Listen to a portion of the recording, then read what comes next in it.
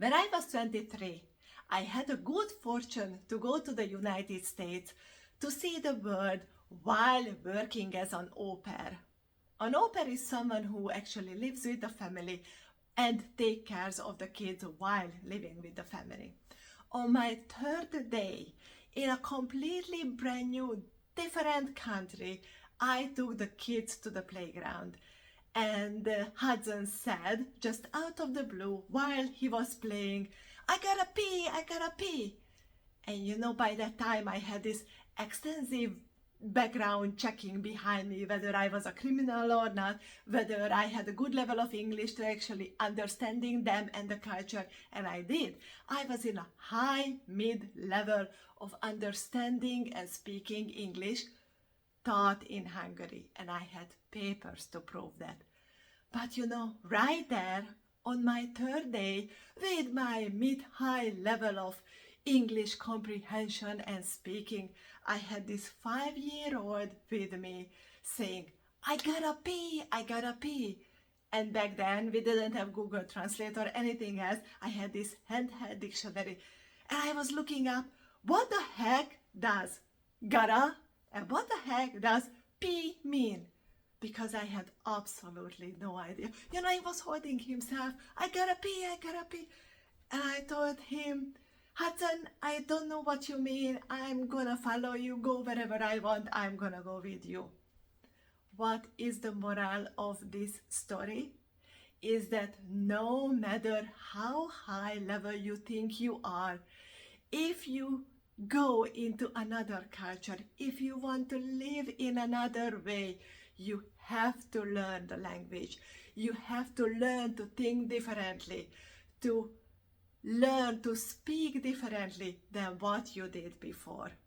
Obviously, I figured out that I had an idea what P would mean, but gotta, in Hungary you are taught to, I have to go to the toilet, to the restroom, not I gotta pee.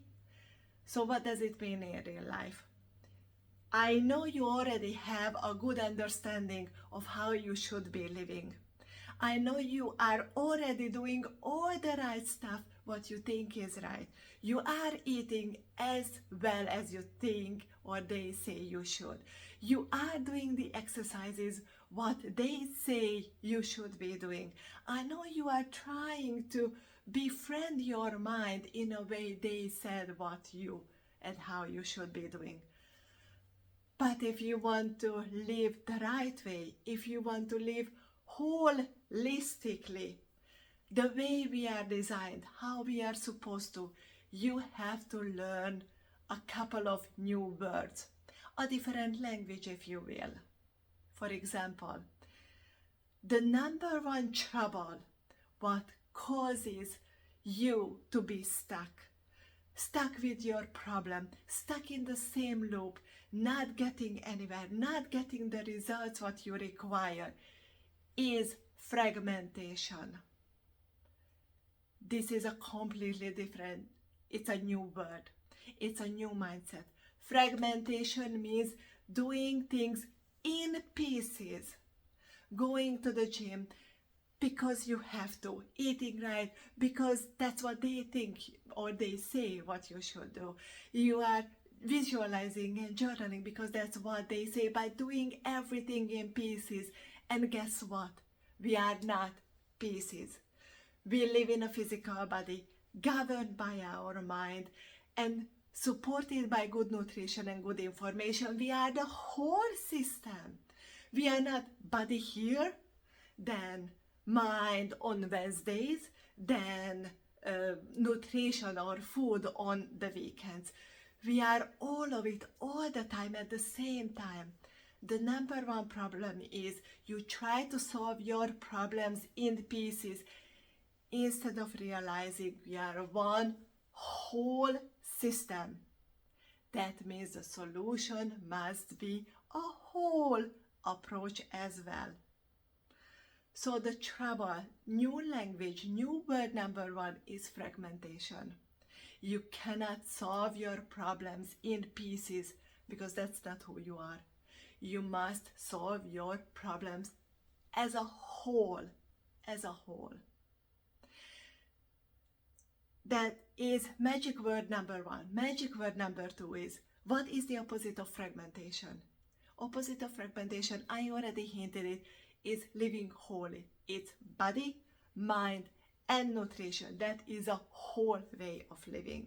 Then you must incorporate everything into one system.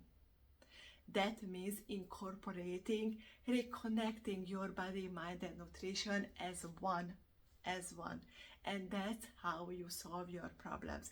You start from fragmentation because that's what we taught how we should be living, like these little bits and pieces, the hacks, the tricks, the do this and do that. You cannot solve your problems in fragments. You can only solve it as a whole by realizing your body, mind, and nutrition. The same way as I've learned what P means in English and gotta means in the American English way, you need to learn that we've been taught to live in pieces, to try to solve problems in pieces. It won't ever work because we are not. Body, then mind, then nutrition. We are all three at the same time, all the time. Fragmentation leads to unhappiness, unhealthiness, the lack of wealth, the lack of whatever you want. Fragmentation always leads to problems.